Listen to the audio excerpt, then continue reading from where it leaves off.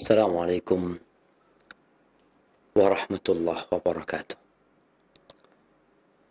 Alhamdulillah alladzi bini'matihi tatimmus salihat. Segala puji bagi Allah Jalla Jalaluh yang karena nikmatnya kebaikan-kebaikan menjadi sempurna. Yang karena rahmatnya niat-niat baik hamba dapat terlaksana. Allahumma salli wa sallim wa zid wa barik wa an'im ala sayyidina wa maulana Muhammadin wa ala alihi wa ashabihi ajma'in. Ya Allah, semoga salawat dan salam, berkah dan nikmat senantiasa Engkau curahkan untuk hamba kekasih-Mu, untuk baginda Nabi kita Muhammad alaihi salatu wassalam, untuk keluarga beliau, untuk istri-istri beliau, untuk putra-putri beliau, dan untuk seluruh sahabat Nabi. Semoga Allah meridai kita bersama mereka. Amma ba'd, jamaah rahimakumullah, pemirsa Raja TV dimanapun antum berada, semoga senantiasa dalam lindungan Allah Jalla Jalaluh. Tak terasa kita sudah masuk bulan Jumadal Ula. Sebentar lagi Jumadal Akhirah, kemudian bulan Rajab, kemudian bulan Sya'ban, kemudian bulan Ramadan. Kenapa Anda mengingatkan ini? Karena banyak masyarakat di negeri kita yang mayoritasnya Muslim, mereka sedang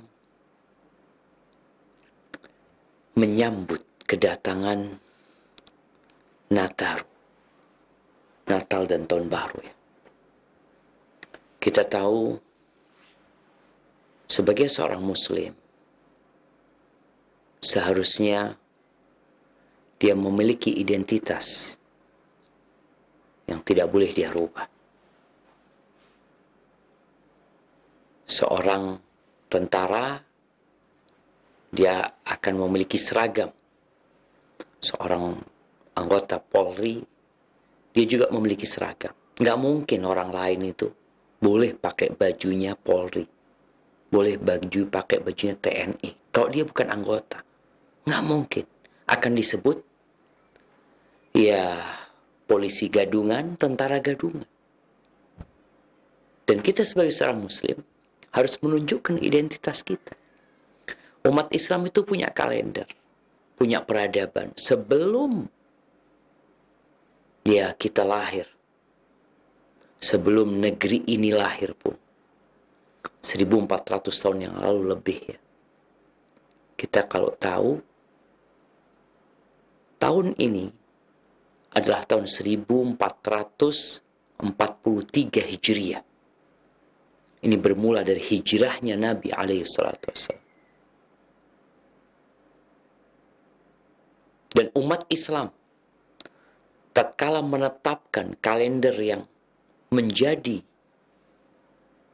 patokan mereka, itu tentunya tidak mengada-ngada.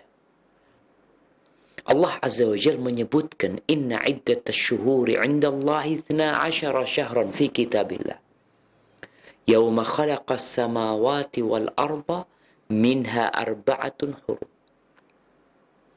Di surat At-Taubah ya, ayat 35 atau 36. Tunggu ana lupa. Semoga tidak salah. Nah, Allah Azza wa Jalla mengatakan sesungguhnya bilangan bulan, hitungan bulan, inna iddatash syuhur indallah, di sisi Allah, di ayat 36 ya, dari surat Taubah. Sesungguhnya hitungan bulan di sisi Allah, pencipta langit dan bumi ini. Pada hari penciptaan langit dan bumi ini, itu berada dalam ketetapan Allah, berada dalam Lauhul Mahfuz. Itu ada 12 bulan. Lalu sama kalau gitu. Masehi juga 12 bulan. Oke. Hanya saja Allah menyebutkan minha arba'atun hurum. Di antara 12 bulan yang ditetapkan Allah Jalla Jalaluh, ada 4 di antaranya bulan haram. Di sini akan terpisahkan 12 bulan yang menjadi patokan umat Islam yang sudah ada sejak penciptaan langit dan bumi. Maka di antaranya 4 bulan haram. Apa bulan haram itu? Desember? Maret? Agustus? Bukan. Kita ini muslim, tapi kadang-kadang nggak tahu sama kalender kita sendiri. Kita tidak sedang bicara toleransi. Toleransi itu ya menghargai orang lain. Mereka mengadakan acara mereka mengadakan Natal, ya kita tidak boleh mengganggu mereka. Lakum dinukum waliyadin, monggo. Tapi kita bicara tentang identitas muslim. Sebagian kita muslim 50 tahun, 60 tahun, tapi nggak tahu dengan kalender umat Islam. Menunjukkan bahwa identitasnya telah pudar. Kalau itu garam mungkin sudah meleleh, sudah bercampur dengan air. Udah nggak kelihatan lagi mana garam. 4 bulan haram itu Rajab, Dzulqa'dah, Dzulhijjah, Muharram. Ini nih. Dzalika ad-dinul qayyim. Ini loh ajaran Islam yang lurus. Maka ketika umat Islam mengikuti ajaran Islam, dia tidak akan mengganggu orang lain. Dia tidak akan menyakitin orang lain. Tapi identitas dia tidak akan lebur. Akan nampak, saya muslim. Buat seorang muslim, hari ini, entah tanggal 10 apa, Jumadil Ula, 1443 Hijri. Ini bukan akhir tahun buat umat Islam. Tapi Nabi SAW pernah mengatakan, la tattabi'unna sanana man kana qablakum. Kalian benar-benar akan mengikuti gaya orang-orang sebelum kalian. Shibran bishibrin. Sejengkal sama sejengkal. Wadhira'an bidhira'in. Satu hasta, satu hasta. Ikut persis yang dikerjakan sama tuh orang-orang, kalian akan mengikutinya sama persis. Sehingga terkadang nggak bisa dilihat ini muslim apa non-muslim nih orang nih. Karena gayanya sama persis dengan non-muslim. Hatta law dakhalu juhra dhabbin la dakhaltumu. Sampai kalau mereka masuk ke lubang dhab, iguana padang pasir, masuk ke lubangnya, kalian akan masuk. Maka para sahabat bertanya kepada Nabi SAW, al-Yahud wal Nasara. Apakah yang dimaksud dengan orang-orang sebelum kita itu adalah orang-orang Yahudi dan Nasara? Kita akan mengikuti mereka. Kata Nabi SAW, siapa lagi kalau bukan mereka?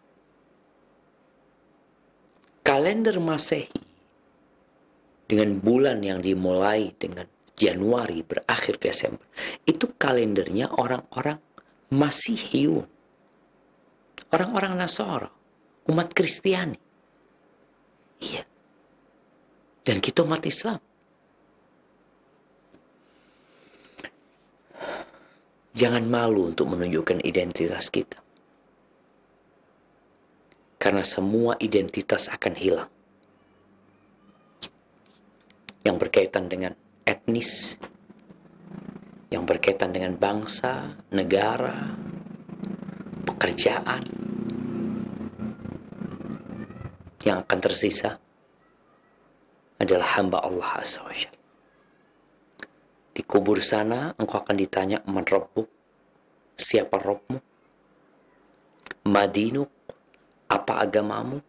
Yang ketiga, man nabiyuk, siapa nabi? Engkau tidak akan ditanya dari mana. Anak keturunan siapa?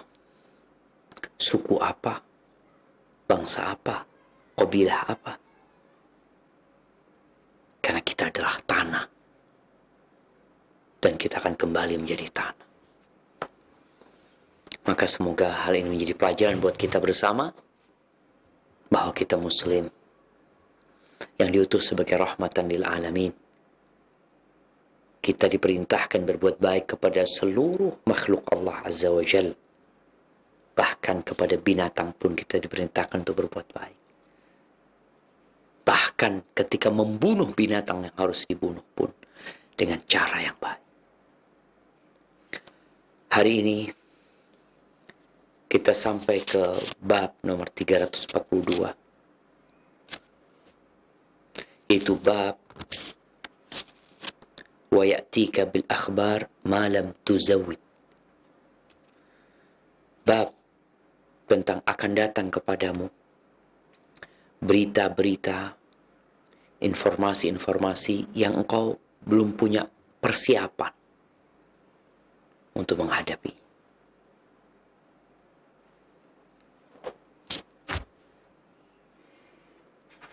Ada saat-saat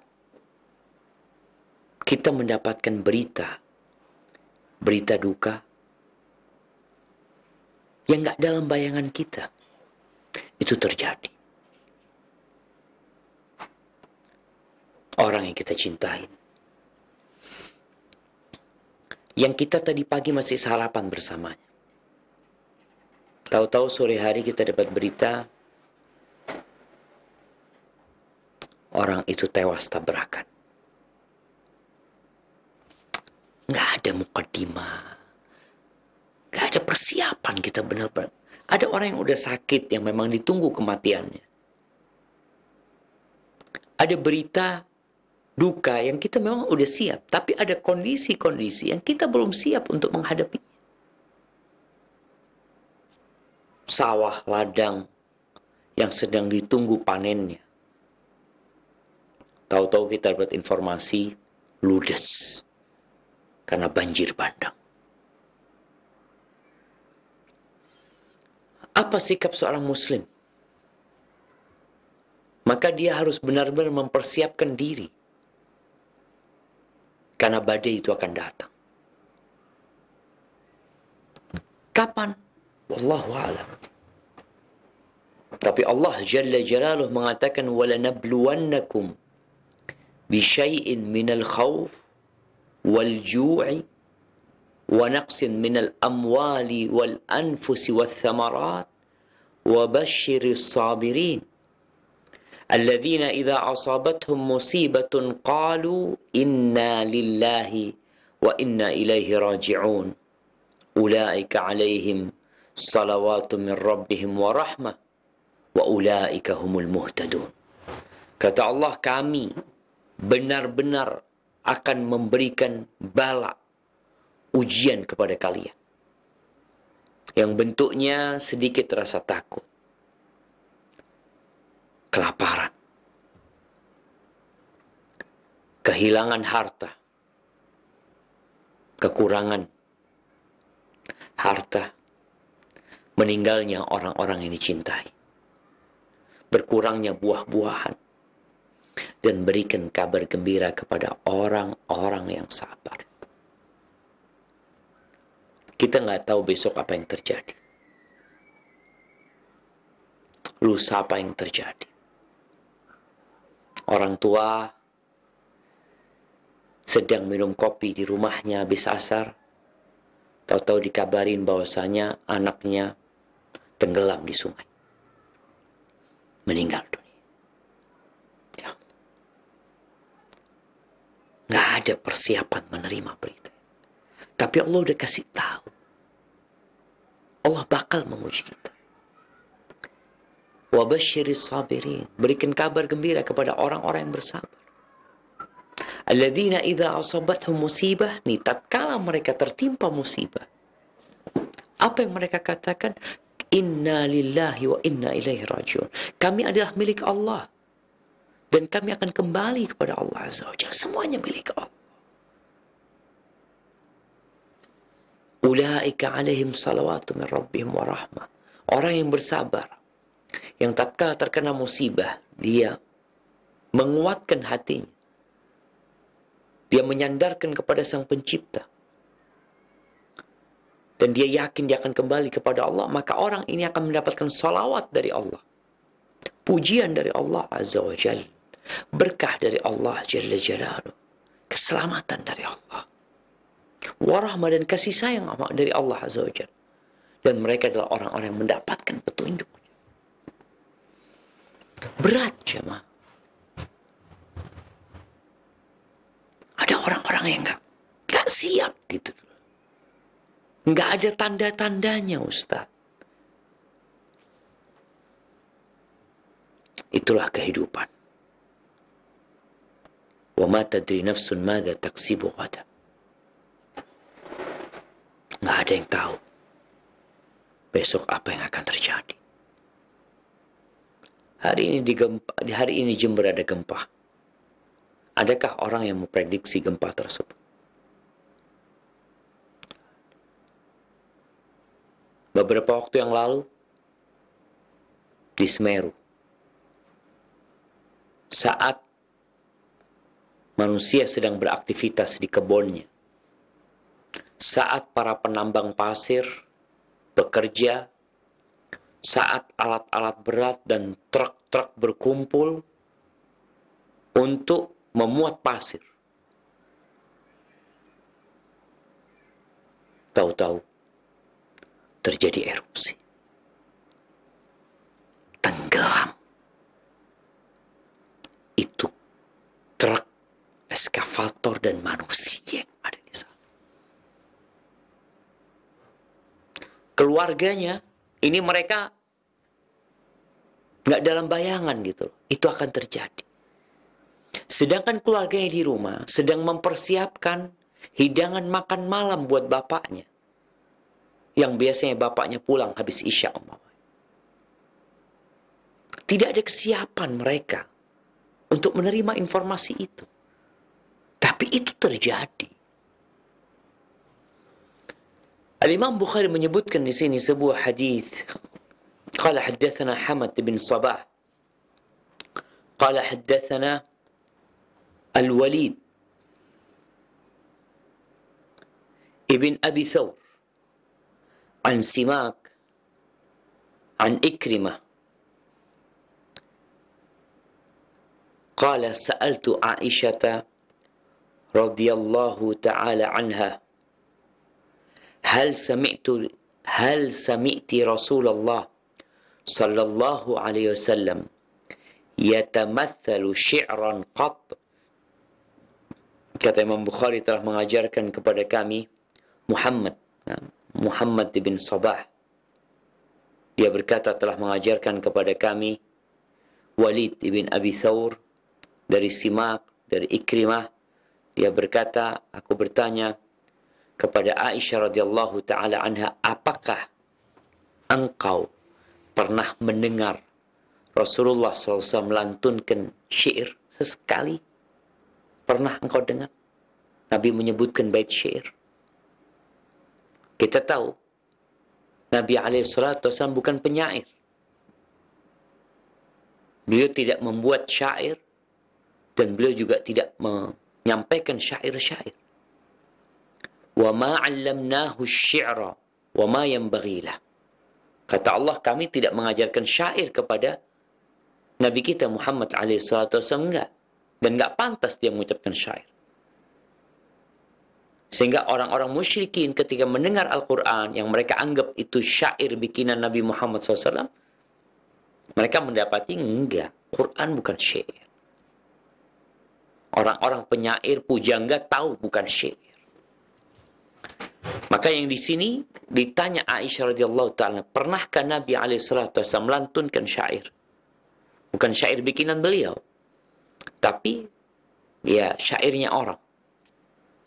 Kata Aisyah radhiyallahu taala anha, faqalat ahyanan, ya kadangkala, kata Aisyah, idza dakhala baitahu yaqulu, kalau beliau masuk ke dalam rumahnya, beliau berkata, wa ya'tika bil akhbari ma lam tuzawwidi,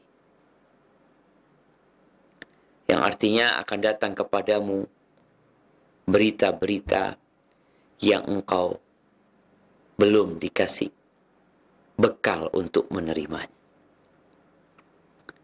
Subhanallah, hibbati fillah. Bait syair ini adalah potongan syair Abdullah bin Rawaha, sahabat Nabi radhiyallahu taala anhu. Tapi juga disebutkan bahwasanya bait syair ini adalah potongan bait syair milik Tarfah ibn al-Abd al-Bakri, yang dia tulis di mu'allaqatnya yang masyhur. Mu'allaqat itu bait-bait syair yang mendapatkan mendapatkan piala atau Nobel. Kalau dulu itu mendapatkan keistimewaan sehingga digantungkan di Ka'bah. Di antaranya adalah syair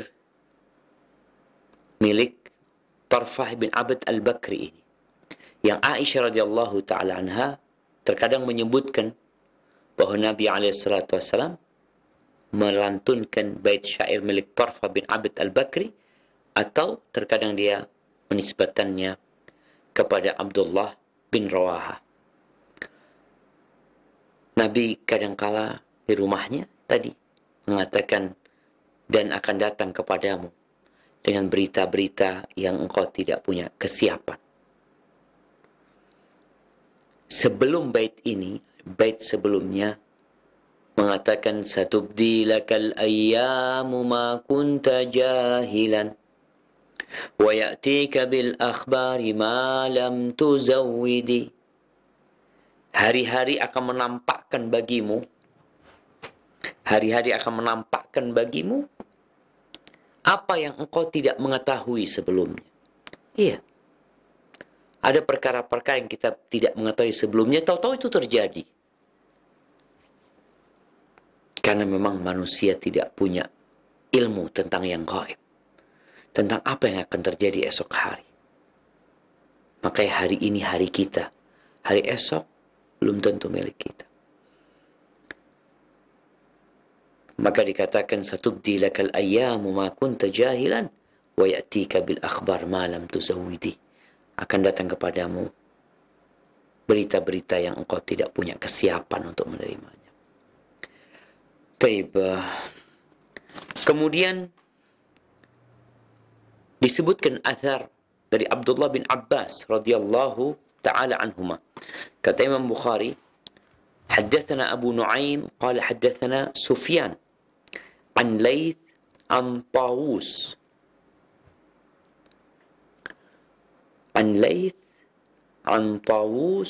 عن ابن عباس رضي الله عنهما قال إنها كلمة نبي ويأتيك بالأخبار ما لم تزودي. Ibn Abbas mengatakan bahwasanya ini kalimat adalah kalimat Nabi.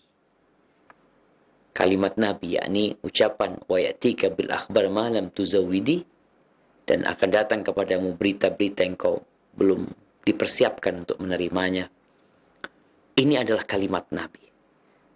Boleh jadi maksudnya Nabi SAW melantunkannya, atau makna yang lainnya bahwasanya kalimat ini adalah kalimat yang benar, yang berada mungkin di kitab-kitab terdahulu.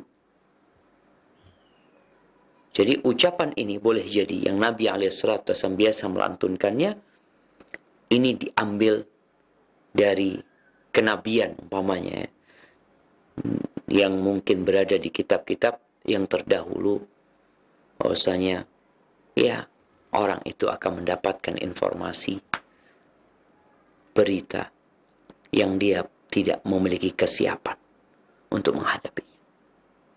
Tapi bagaimana sikap seorang muslim? Ya dia senantiasa siaga ya.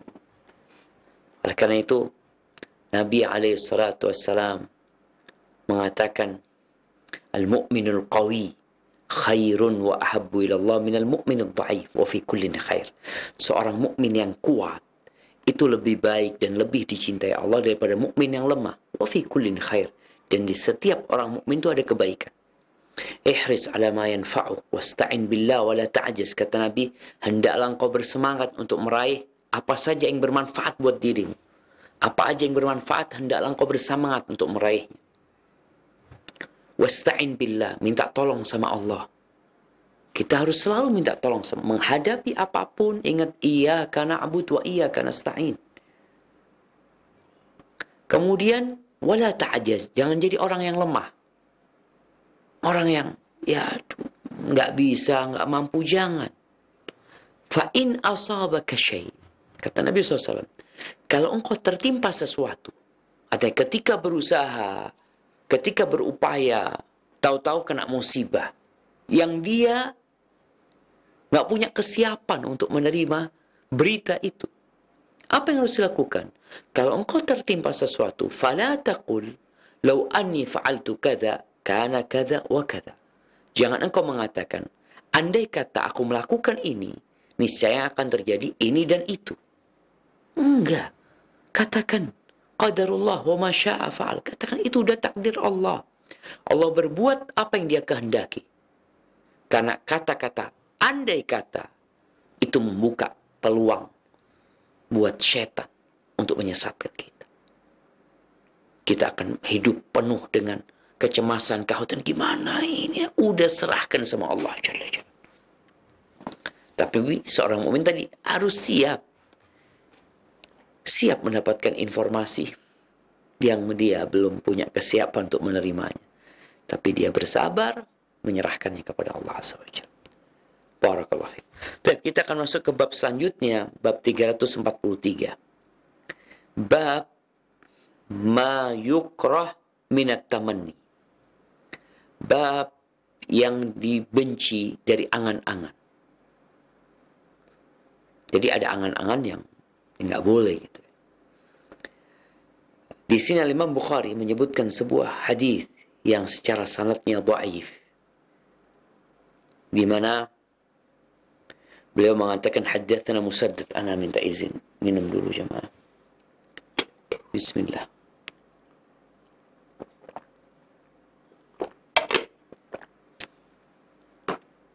Alhamdulillah. Kata Imam Bukhari, haddatsana Musaddad qala haddatsana Abu Uwanah an Umar bin Abi Salamah an abihi an Abi Hurairah radhiyallahu ta'ala anhu anna Rasulullah sallallahu alaihi wasallam qala idza tamanna ahadukum falyandur ma yatamanna fa innahu la yadri ma yu'ta. Ingat secara sanadnya dhaif hadis ini, di mana Nabi SAW mengatakan apabila seorang berangan-angan, hendaklah dia memperhatikan apa yang dia angan-angankan, karena dia tidak tahu apa yang diberikan kepada dia. Ini dhaif. Al-Imam Bukhari dalam kitab sahihnya, beliau memiliki bab ini juga. Bab ma yukrah minat tamanni. Nah, bab ma yukrah minat tamanni, bab apa yang dimakruhkan, yang dibenci dari berangan-angan. Lalu beliau menukil firman Allah di surat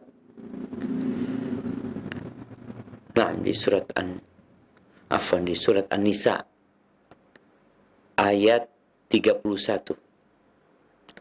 Allah mengatakan wala tatamannaw ma faddalallahu bihi ba'dakum ala ba'd lirrijali nasibum mimma iktasabu walin-nisa'i nasibum mimma iktasabna was'alullaha min fadlih innallaha kana bikulli syai'in alima. Yang artinya, dan janganlah kamu menginginkan, berangan-angan mendapatkan karunia yang Allah berikan kepada sebagian kalian. Allah mengutamakan sebagian orang atas orang lainnya. Jangan kalian berangan-angan. Yang angan-angan ini ada unsur iri terhadap apa yang Allah berikan kepada orang tersebut. Bagi laki-laki, ada bagian dari apa yang mereka usahakan. Dan bagi perempuan pun ada bagian dari apa yang mereka usahakan. Was'alullaha min fadli. Mohonlah kepada Allah sebagian dari karunia-Nya. Artinya jangan berangan-angan memiliki apa yang dimiliki orang lain. Jangan. Iri nanti yang. Iri itu adalah menginginkan nikmat yang ada pada diri orang lain hilang atau pindah kepada dia. Ini iri. Maka Allah larang. Lalu Allah berikan arahan, was'alullaha min fadli. Mohonlah kepada Allah. Mintalah kepada Allah sebagian karunia-Nya. Artinya Allah yang memberikan karunia kepada orang tersebut bisa memberikan kepada dirimu. Maka engkau jangan berangan-angan untuk mendapatkan apa yang diberikan kepada orang lain. Pindah kepada dia. Innallaha kana bikulli syai'in alim. Sesungguhnya Allah itu Maha mengetahui dengan segala sesuatu. Kemudian di bab ini di dalam sahihnya Imam Bukhari menyebutkan beberapa hadis.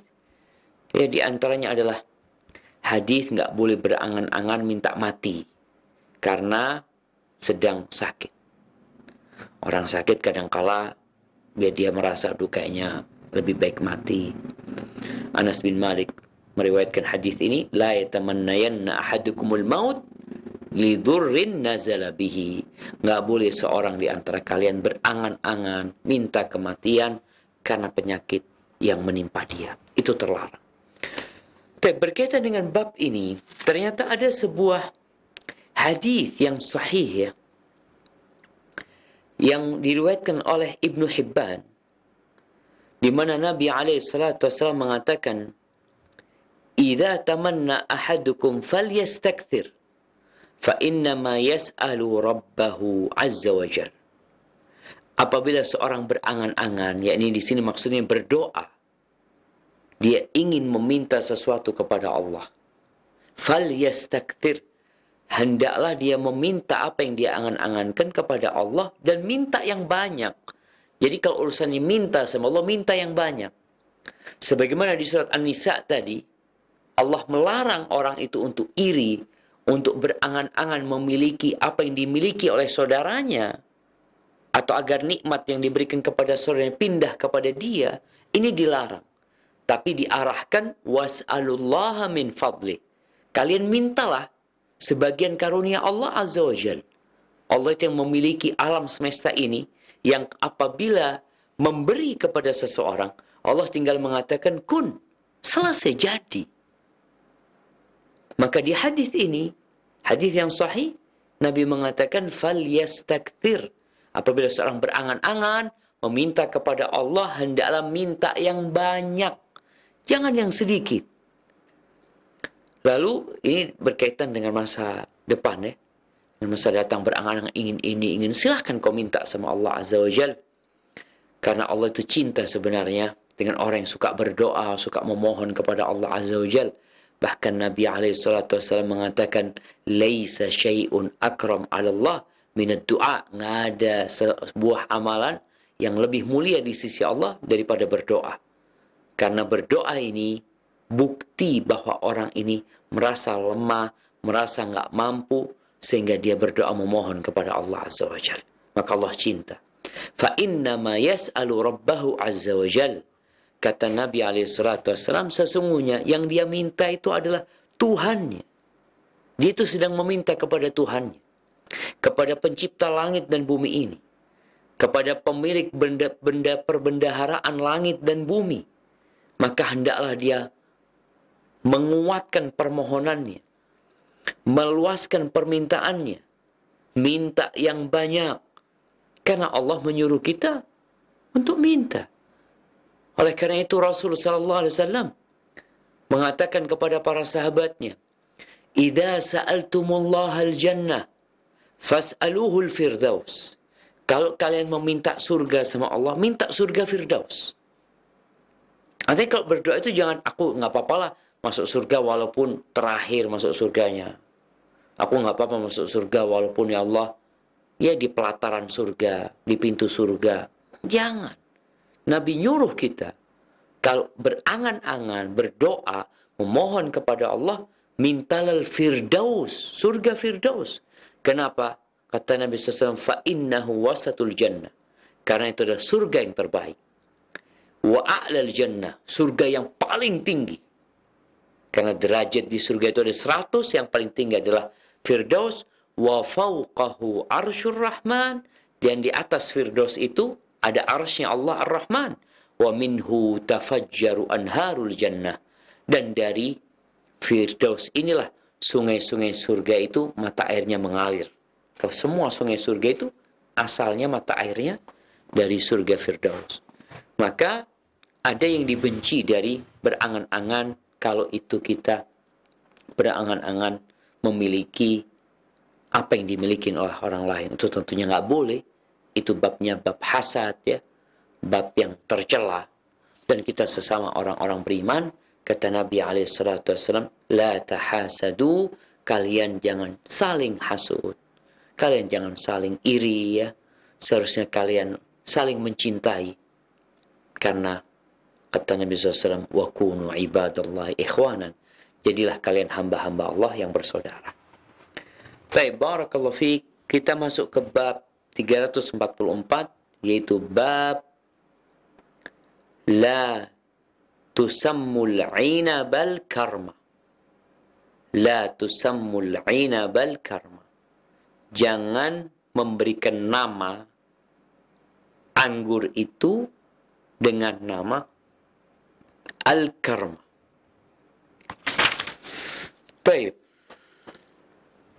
Dulu orang-orang Arab jahiliyah, mereka adalah masyarakat yang memiliki tradisi minum. Seperti yang terjadi mungkin di beberapa negara Eropa.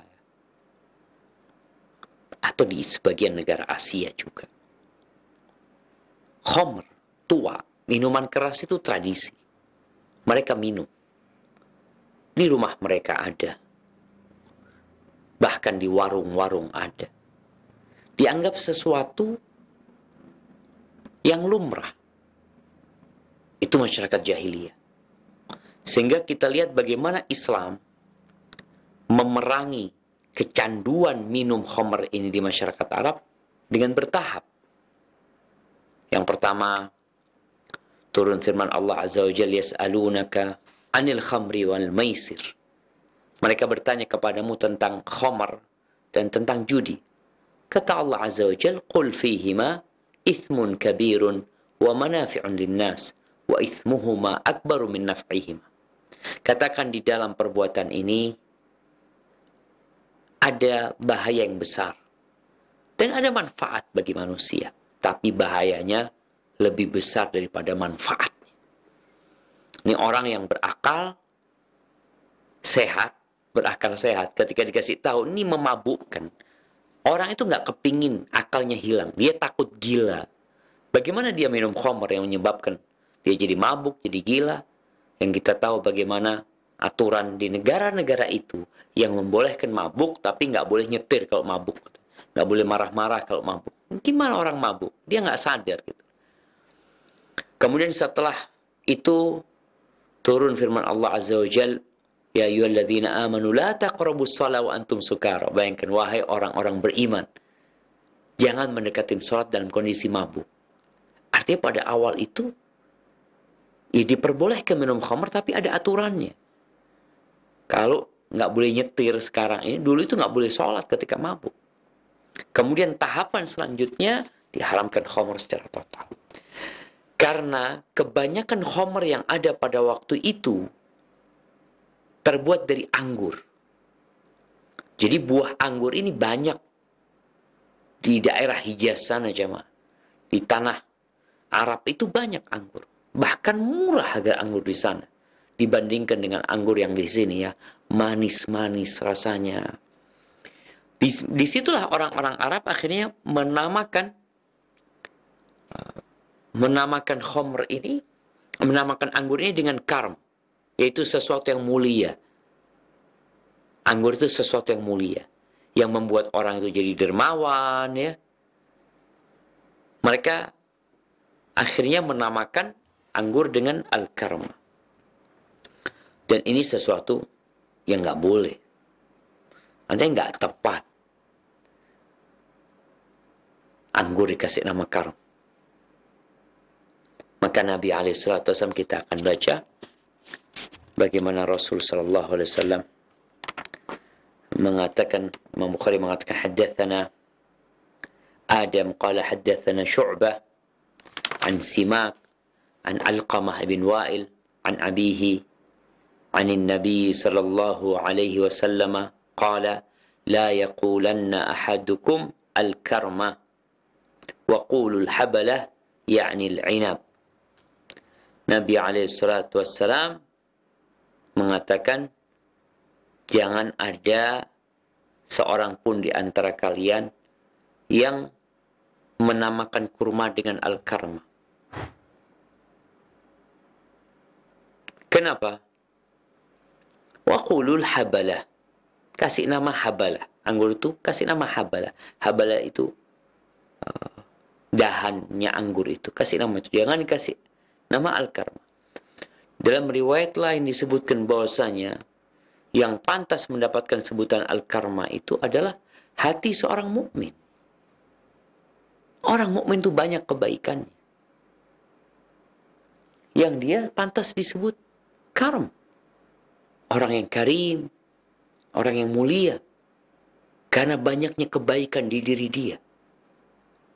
Baik bagaimana dia menjaga hablum minallah dan bagaimana dia menjaga hablum minannas. Maka hendaklah kita mentaati Nabi SAW ini. Tidak memberikan nama al-karma kepada anggur. Karena riwayat yang dikatakan al-karma itu adalah mukmin, hati seorang mukmin yang berisi zikir, berisi rasa takut, sehingga dia benar-benar memberikan kebaikan kepada masyarakat, kontribusi kepada masyarakat. Sedangkan anggur ketika jadi khamr, dia akan membahayakan masyarakat, menyebabkan kekacauan, menyebabkan keributan di dalam rumah tangga. Masa yang seperti ini dikatakan al-karma? Maka kita perlu memberikan nama kepada segala sesuatu itu sesuai dengan namanya. Agar kita nggak salah kaprah. Di antara nama orang-orang menyebut riba itu bunga. Pantas riba itu disebut bunga. Di mana disebut bunga? Padahal Allah mengatakan yamhaqullahu riba.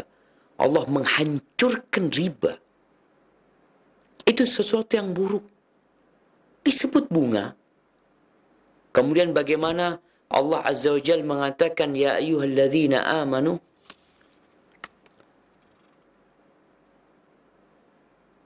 wahai orang-orang yang beriman.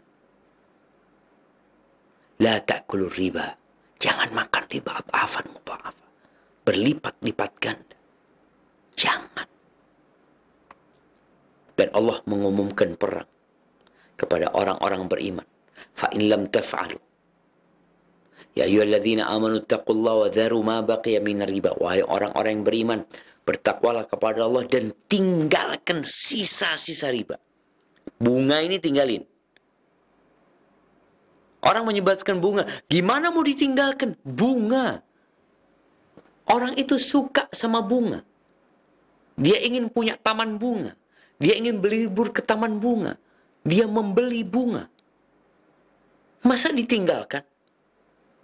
Ini penamaan yang menyesatkan manusia. Disebut bunga sedangkan Allah mengharamkannya.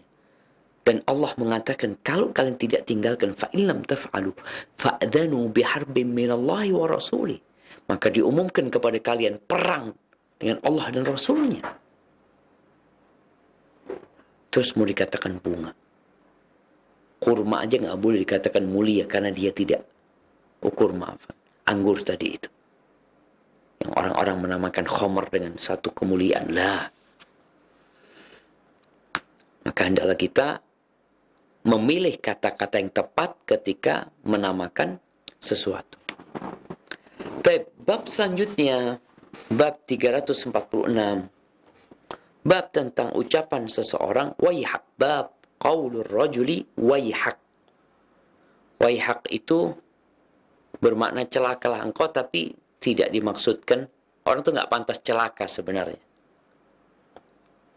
Jadi ucapan kecelakaan atau kesulitan yang dihadapi orang untuk orang itu, tapi dia nggak pantas mendapatkan kesengsaraan dan kecelakaan itu sebenarnya. Tapi gara-gara perbuatannya seharusnya engkau tidak seperti itu gitu. Di sini Imam Bukhari menyebutkan sebuah hadis yang sudah kita baca di bab sebelumnya, di mana Imam Bukhari mengatakan haddatsana Ahmad bin Khalid qala haddatsana Muhammad ibn Ishaq an ammihi Musa bin Yasar an Abi Hurairah radhiyallahu anhu marra an-nabiy sallallahu alaihi wasallam bi rajulin yasuqu badanah. Nabi alaihi salatu wasallam melewatin seorang sahabat yang sedang menggiring seekor onta. Badana ini onta yang sudah dipersiapkan untuk hadiah, untuk dipotong di Masjidil Haram. Jadi biasanya ada tandanya. Dikasih tanda, ini adalah onta yang sudah dihadiahkan ke Masjidil Haram. Lalu Nabi SAW melihat orang ini menggiringnya, nggak menaikinya, karena dia tahu itu adalah onta yang dihadiahkan ke Masjidil Haram. Nabi SAW mengatakan, irkabha, faqala ya Rasulullah innaha badana. Nabi mengatakan, engkau naikin dia ini. Maka jawab sahabat ini onta yang disiapkan hadiah sebagai masjid untuk Masjidil Haram. Faqala irkabha, kata Nabi, engkau naikin. Maka sahabat ini mengatakan innaha badana. Dia pikir Nabi mungkin nggak dengar ya. Maka dia mengulangin. Ini onta yang dihadiahkan ke Masjidil Haram. Maka Nabi di ucapan yang ketiga, qala fi tsalitsa au fi rabi'ah waihak. Nabi mengatakan kepada orang ini, waihak. Ini ucapan untuk orang yang terjebak dalam kecelakaan yang dia nggak pantas mendapatkannya. Maka Nabi mengatakan, waihak, celaka engkau. Irkabah, naiki dia. Karena orang ini ya 3 kali Nabi kasih tahu, dia bantah gitu. Maka Nabi mengatakan waihak. Ahibati fillah, insyaallah kita akan masuk ke bab selanjutnya, yaitu bab 346 tentang ucapan seorang ya hanta atau ya hanata. Mungkin kita akan lanjutkan pada perjumpaan yang akan datang. Barakallahu fikum. Ana kembalikan ke Abu Luqman. Jazakumullah khair. Wa jazakallahu khairan. Kami sampaikan kepada Ustaz Dr. Syafiq bin Riza Basalamah MA hafizahullah ta'ala yang telah memberikan nasihat kepada kita dari pembahasan kitab Al-Adabul Mufrad karya Al-Imam Al-Bukhari rahimahullahu ta'ala. Saudaraku seiman dan seakidah, sahabat Roja dimanapun Anda berada, kami undang Anda untuk memasuki sesi tanya jawab. Baik, kita akan coba angkat pertanyaan pertama melalui pesan WhatsApp. Pertanyaan dari hamba Allah dan tidak disebutkan di mana tempatnya.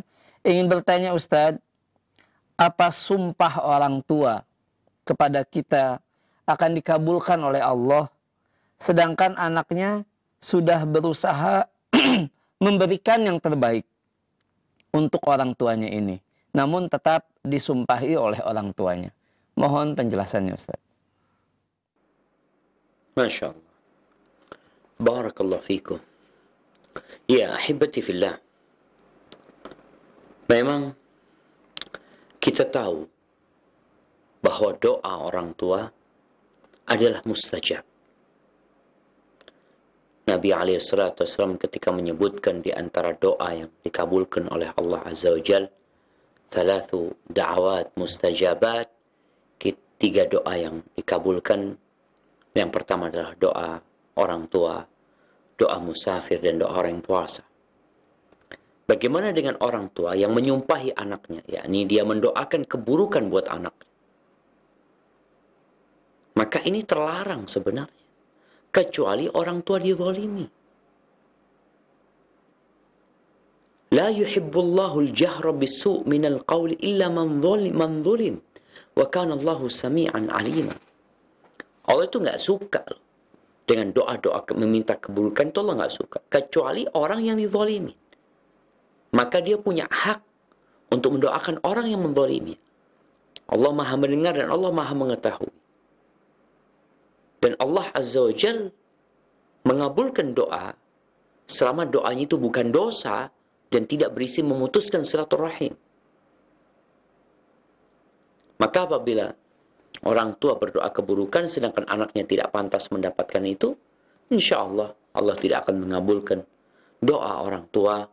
Tapi kita sebagai seorang anak harus bersabar ya, menghadapi orang tua yang mungkin dengan bertambah umurnya dia semakin tidak baik karakternya, mudah marah, atau sebagian orang tua memandang harta sebagai sumber kebahagiaan, sehingga bila anaknya tidak memberikan harta yang diinginkan, dia menganggap anaknya durhaka. Maka hendaklah anak itu bersabar menghadapi orang tua, seperti yang dilakukan oleh Nabi Ibrahim alaihissalam. Bagaimana beliau bersabar menghadapi ayahnya yang bahkan mengancam dengan ancaman yang buruk, tapi sang anak Nabi Ibrahim malah mengatakan, sa'astaghfiru laka rabbi innahu kana bi hafiya. Aku akan memohonkan ampun buat engkau kepada Rabbku, sesungguhnya dia adalah maha baik kepada aku. Maka engkau pun katakan kepada ayahmu, sa'astaghfiru laka rabbi, aku akan memohonkan ampun buat engkau. Sehingga anak ketika mendapati orang tuanya berbuat yang tidak pantas, yang tidak seharusnya dilakukan, hendaklah anak ini memperbanyak doa untuk orang tuanya. Wa qur rabbirhamhuma kama rabbayani shaghira. Ingat dengan peran orang tua, jasa orang tua, budi baik orang tua ketika merawat kita saat kita kecil. Sehingga jangan lihat sekarang, lihat dulu. Karena itu akan membuat kita lebih mencintai dan lebih berbakti sama orang tua kita. Barakallahu fiqna. Jazakallahu khairan Ustadz atas penjelasannya, dan berikutnya kami akan undang Anda para penanya melalui line telepon. Kami persilahkan. Iya. Assalamualaikum. Waalaikumsalam warahmatullahi wabarakatuh. Dengan siapa di mana Ibu? Dengan Kanja. Baik. Kanja. Baik, silakan Ibu. Ya. Assalamualaikum Ustaz. Waalaikumsalam warahmatullahi wabarakatuh. Ustaz, yang pertama mau tanya, ini tadi kan saya lihatnya kajiannya live-nya terlambat, jadi mungkin di luar topik ya. Yang pertama itu saya pernah dengar kajian Ustaz tuh, kalau baca Al-Quran yang ada terjemahnya itu ternyata kan pada saat kita batal itu nggak apa-apa. Terus itu berarti selama ini berarti saya nggak pernah baca Al-Quran, kan saya bacanya itu Al-Quran sama terjemahannya soalnya. Kan katanya kalau Al-Quran itu cuma mushaf, cuma Arabnya itu tuh nggak ada artinya itu loh. Terus itu yang pertama. Yang kedua itu ini Ustaz, gimana nasihatin suami? Kan suami itu bekerja.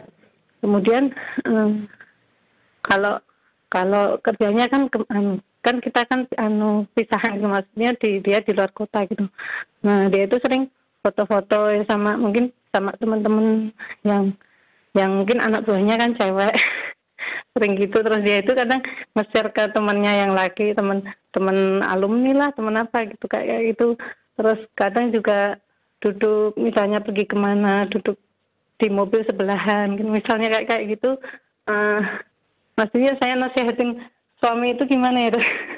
Ya Ustaz, maksudnya kan memang gitu aja. Baik. Syukran.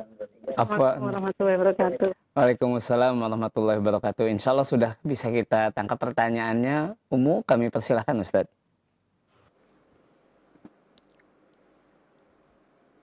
Masya Allah, barakallah fiik. Iya, berkaitan dengan pertanyaan pertama, Ana tadi kurang bisa menangkap apa sebenarnya yang ditanyakan berkaitan dengan membaca Al-Quranul Karim. Jadi memang yang disebut mushaf itu adalah Quran saja ya. Quran yang tidak ada terjemahannya, maka itu disebut mushaf yang kita diperintahkan untuk tidak menyentuhnya kecuali dalam kondisi suci. Adapun menyentuh Quran yang bersama terjemahannya, maka diperbolehkan dalam tidak kondisi suci. Walaupun lebih utama kita menjaga wudhu kita. Tapi kalau umpamanya tidak, ya insya Allah nggak ada masalah. Dan berkaitan dengan membaca Al-Quranul Karim, Allah Azza wa Jalla menurunkan Al-Quran ini sebagai petunjuk. Inna hadzal Quran yahdi lillatihi aqwa. Quran ini adalah petunjuk kepada jalan yang paling lurus. Apabila kita hanya membaca bahasa Arabnya, kalau orang yang membaca lafal Qur'annya saja tanpa artinya, maka ya kita nggak faham dengan apa yang dimaksud gitu. Kecuali orang yang sudah faham, seperti kita membaca Al-Fatihah, insya Allah kita udah faham gitu dengan arti dan maknanya. Karena yang diperlukan untuk memberikan petunjuk kepada kita adalah memahami apa yang Allah turunkan dengan membaca Quran dengan maknanya. Allah Azza wa Jalla mengatakan, afala yatadabbaruna al-Quran am ala qulubin aqfaluha. Apakah orang-orang itu tidak mentadabburi Al-Quran? Apakah hati mereka ada kunci-kunci, ada gembok-gemboknya sehingga mereka tidak dapat memahami Al-Quran Karim? Adapun bagaimana memberikan pemahaman kepada suami yang mungkin dia bermudah-mudahan ya, dia duduk bersama seorang perempuan, dia foto bersama seorang perempuan. Ahibati fillah, hal ini dianggap remeh di negeri kita. Padahal setan itu tidak pernah tidur siang. Seorang muslim laki-laki itu diperintahkan menundukkan pandangannya. Begitu pula wanita. Bagaimana ketika sholat dipisah safnya. Bagaimana ketika keluar dari masjid Nabi SAW menyuruh perempuan untuk pulang terlebih dahulu sebelum laki-laki pulang, untuk menghindari adanya ya berbaur antara laki dan perempuan di jalan pulang itu. Perempuan disuruh kalau berjalan itu di pinggir, tidak di tengah, agar mereka tidak tabrakan dengan kaum laki-laki. Sedangkan di masa sekarang ini dianggap satu hal yang remeh, jamaah. Fitnah terbesar laki-laki adalah wanita. Terjadinya perselingkuhan, terjadinya perzinaan di dunia kerja. Di antara penyebabnya adalah bercampurnya laki-laki dengan wanita tanpa batas. Dan dianggap remeh gitu. Maka rasa tugas seorang istri adalah bagaimana menguatkan iman suaminya, duduk sama suami. Sampaikan bahwasanya fitnahnya wanita itu besar bang ya. Wallahu a'lam, mungkin abang juga bisa ngelihat gimana sih aturan Allah Azza wa Jalla yang menciptakan kita dalam bergaul dengan lawan jenis. Sehingga suami mempelajarinya. Karena kadang-kala suami nggak ngerti juga gitu. Istri mau kasih nasihat, takut nanti dikatakan menggurui. Maka bagaimana seorang istri mendorong suaminya untuk mengkaji dan mempelajari. Agar suaminya terjaga dari fitnah. Terjaga dari fitnah wanita. Kadang-kala perempuan itu sudah menikah. Oh, dia sudah punya suami. Emangnya setan gak godain kalau sudah punya suami? Maka hendaklah kita berhati-hati dengan masalah ini. Barakallahu fikum. Jazakallahu khairan Ustadz atas penjelasannya, dan berikutnya kembali kita angkat pertanyaan melalui pesan WhatsApp Ustadz dari hamba Allah di Jakarta. Ingin bertanya, Ustadz, kadangkala kita di jalan melihat orang yang berkendara dengan cara yang membahayakan orang. Kalau di dalam hati kita kita mengatakan waihak, celakalah engkau. Bagaimana hal ini Ustadz? Apakah diperbolehkan? Mohon penjelasannya Ustadz.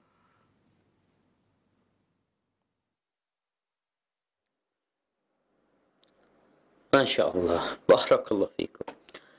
Ya ahibati fillah, kita lihat Nabi SAW mengucapkan waihak ini setelah Nabi memberikan nasihat, memberikan arahan, kemudian dia tidak nurut gitu. Sedangkan kalau kita melihat ada orang yang berkendaraan dengan cara yang tidak baik, yang membahayakan orang lain, dan terkadang memang mengganggu orang lain, sehingga orang-orang itu merasa dizolimin sama orang ini, maka di sini diperbolehkan kita mendoakan keburukan buat orang yang melakukan kezaliman. Kadang-kala perbuatan orang itu benar membahayakan orang banyak. Ada yang pakai knalpot brong ya, atau knalpot apa ya, mengganggu masyarakat, mengganggu orang yang sedang tidur ya. Maka orang yang seperti ini, ya kalau kita bisa kasih nasihat, kita kasih nasihat. Tapi kalau nggak bisa, ya kita doakan, ya doakan dapat hidayah. Tapi kalau nggak, ya doakan semoga Allah memberikan hukuman kepada orang tersebut. Jadi kalau bicara ucapan waihak ini, ya kita berharap orang itu jadi benar gitu loh setelah kita memberikan nasihat. Kalau nggak mau dengan nasihat, di sini kita boleh mendoakan keburukan buat orang yang melakukan kezaliman kepada orang lain. Salah satunya tadi dengan berkendaraan dengan cara yang membahayakan orang lain. Barakallahu fiik. Jazakallahu khairan Ustadz atas penjelasannya, dan berikutnya kembali pertanyaan melalui pesan singkat Ustadz di WhatsApp dari Afi di Surabaya. Assalamualaikum Ustadz, bagaimana cara meyakinkan diri untuk menikah? Di satu sisi saya belum merasa sudah membahagiakan orang tua. Saya sudah memiliki calon yang insya Allah baik secara agamanya, meskipun dari sisi ekonomi mungkin tidak terlalu kaya. Mohon solusinya Ustadz. Jazakallahu khairan.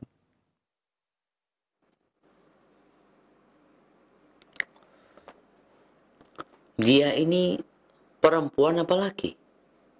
Perempuan Ustadz. Afi Ustadz.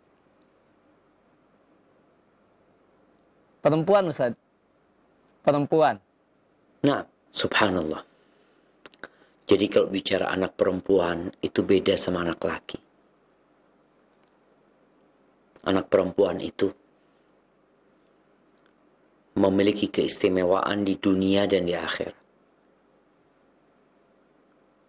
Di mana orang tua yang membesarkan anak perempuan, mendidik mereka, kemudian menikahkan mereka, anak perempuan itu biasanya akan dibawa sama suami. Sehingga dia akan lebih fokus berbakti kepada suami daripada kepada kedua orang tua. Tapi itu anak akan jadi berkah buat orang tua dan akan menjadi penyelamat orang tua dari api neraka. Anak-anak perempuan itu. Berbeda sama anak laki. Yang nggak ada keistimewaan seperti itu buat anak laki-laki. Karena anak laki-laki akan terus berbakti kepada orang tuanya walaupun dia sudah menikah, walaupun dia sudah punya anak. Sedangkan perempuan ada keterbatasan karena dia harus melayani dan taat kepada suami. Baik, kalau bicara belum membahagiakan orang tua, maka seorang anak perempuan cara membahagiakan orang tuanya adalah dengan menjadi wanita yang soleha, menikah dengan laki-laki yang soleh, sehingga engkau tidak membebani orang tua. Kalau bicara calon suamimu itu adalah laki-laki yang baik walaupun secara ekonomi tidak terlalu mampu, maka insya Allah apabila agama dan akhlaknya baik dan engkau ridhoi, bismillah, semoga rizki itu datang nanti ketika kalian menikah. Dan membahagiakan orang tua sekali lagi tidak harus dengan harta. Banyak doakan orang tua, muliakan orang tuanya, dan ketika punya kelebihan rezeki, berbagi sama orang tua. Ketika tidak ada, maka berbagi perhatian kepada orang tua. Mungkin seperti itu, dan kita tahu ada banyak faedah dari pernikahan tersebut. Menjaga kehormatan diri, memperbanyak umat Nabi SAW, dan boleh jadi hadirnya anak-anak nanti membahagiakan kakek dan neneknya. Karena mereka memiliki anak-anak atau cucu-cucu yang menghafal Al-Quran, yang berbakti kepada ayah bundanya dan kepada kakek neneknya. Insya Allah, Allah mudahkan jalan nanti menuju ke pelaminan. Barakallahu fiqna. Jazakallahu khairan Ustadz atas penjelasannya. Dan pertanyaan terakhir di kesempatan malam hari ini Ustadz, pertanyaan dari hamba Allah di NTT di Flores Ustadz. Bertanya Ustadz, saya mau tanyakan bahwa saya adalah orang yang jarang sholat sampai saat ini. Tapi sekarang saya insya Allah mau sholat Ustadz. Tapi sholat saya masih jatuh bangun terus. Dan doa-doanya pun kurang hafal. Mohon petunjuknya Ustadz.